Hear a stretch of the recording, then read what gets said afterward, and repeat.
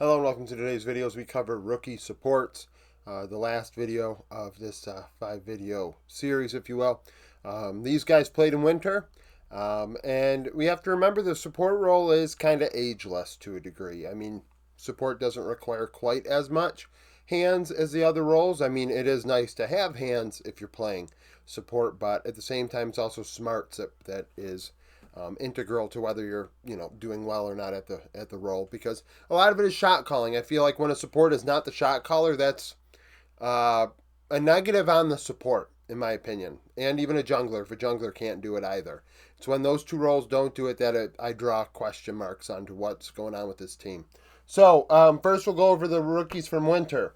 YCX playing for LGD. He's 24 years old, which is a lot older than a few players on this list. Feather, 21 years old, played with a couple teams, but technically never played the majority of a season. That's how I determine a rookie. So if you played 31 games out of 60 last season for Thunder Talk Gaming, you were the starter. If you played 29 and you thought you were a rookie, you are still a rookie. Lele, 24 years old, played for RNG and then was replaced by Niket. Niket is 21. Rosie Love played with Ultra Prime, age unknown, and he was replaced by Zhaozha. Loopy, 20 years old, playing with SK. Stend, 23, playing with Team Heretics.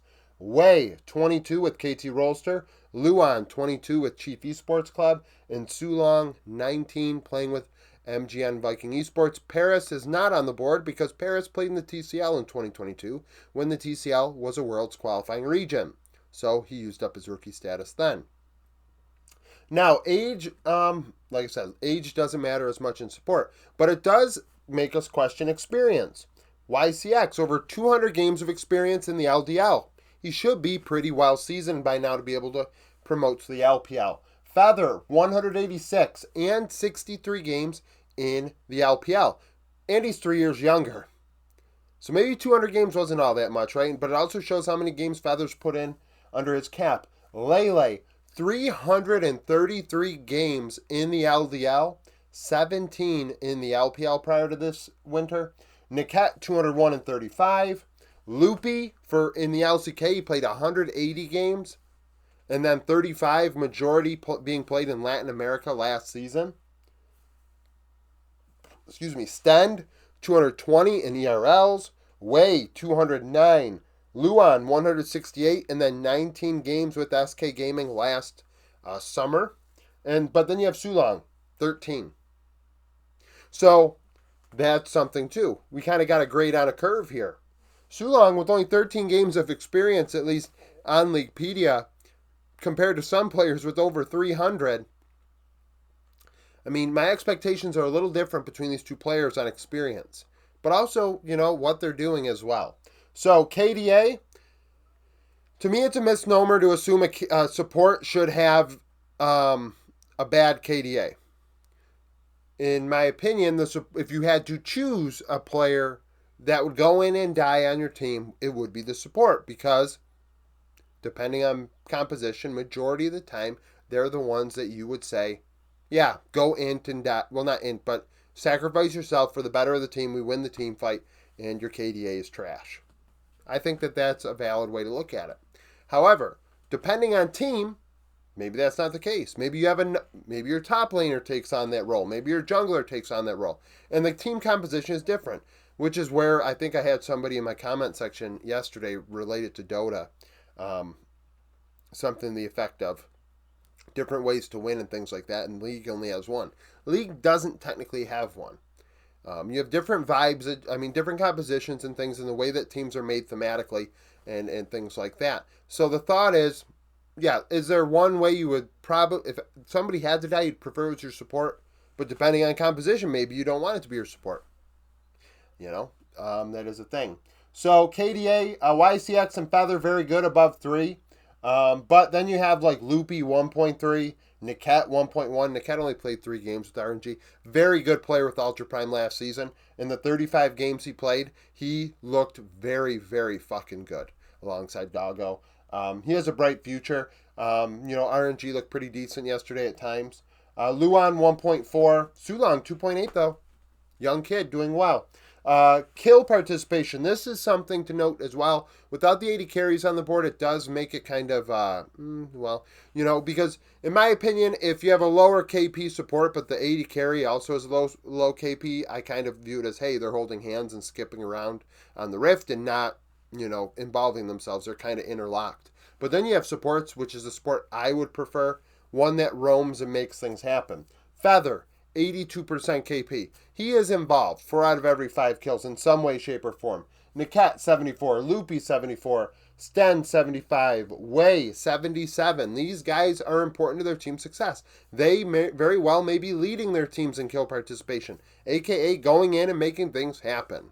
That is a big role within the support role, in my opinion. That, setting up objectives, shot calling. Shot calling goes hand in hand and going in, making something happen. I see, I go, follow up. ROI, damage divided by gold. This is a stat that is very dependent on champion pool. You may have a 0.86, a 0.92 for Rosie Love, 0.89 for Sulong. Very aggressive supports. Rosie Love especially. He only played 12 games, but I believe Nico was a champion he played 3 times or something. Nico, more of a damage-oriented support. There are things that Nico can do that are more supportive and facilitative, but it's going to deal more damage naturally based on its kit, which is going to help his ROI. But lower end, Lele, 0.66. Sten, 0.66. I expect those players to play more of a traditional facilitator support role, which is fine. Maybe you're playing Nautilus, Leona, maybe Enchanters with Lulu, and just finding, impact in that way. And it's a different way the support role can approach the game. I really am a fan of, when I played League, I liked playing support because it offers you many different directions. It also allows you a lot of control in how things are supposed to go, etc. Vision efficiency, very important. Where are you placing your wards?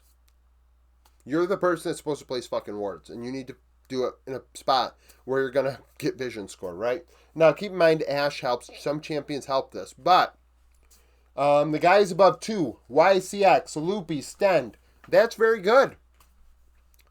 That's very good. 2 vision score per ward placed. Higher end of things, 2.1, 2.15 usually. Lower end, though, Luan, 1.83.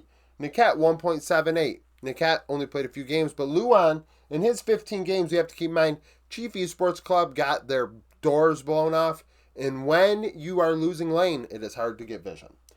Gold difference. Without the 80 carries on the board, you got to factor them in too. Technically, if you had to choose who you want to have less gold, it'd be your support versus your 80 carry. But if both are ahead, that's of course good too. So YCX was ahead 137 gold, and everyone else was behind. Way under 100, Niket under 100, Lele as well. The most was Luan behind 300, but most people within range because really you don't want your supports to get gold. Champion pools, Feather 12 and 21, Rosie Love 10 and 12, Loopy 7 and 9, Way 10 and 16. We had Sulong play 31 games with 13. Hell, he played more games this past winter, 2 times more games this past winter than he had previously altogether in his career on Leaguepedia. That's a player that deserves a long leash. We'll see how they do. I expect the curve to go like this and then like this and oscillate for the rest of the season. Learning through trials and tribulations. But the older players like YCX and Lele, Lele's already replaced. This was probably his only shot. 24 years old. If this is your first real shot and you're losing it, that is tough. So thank you for watching. If you like the video, like it. Subscribe to the channel for daily League of Legends content. Follow me on Twitter. Join the Discord. Become a YouTube supporter. And hope to see you again tomorrow.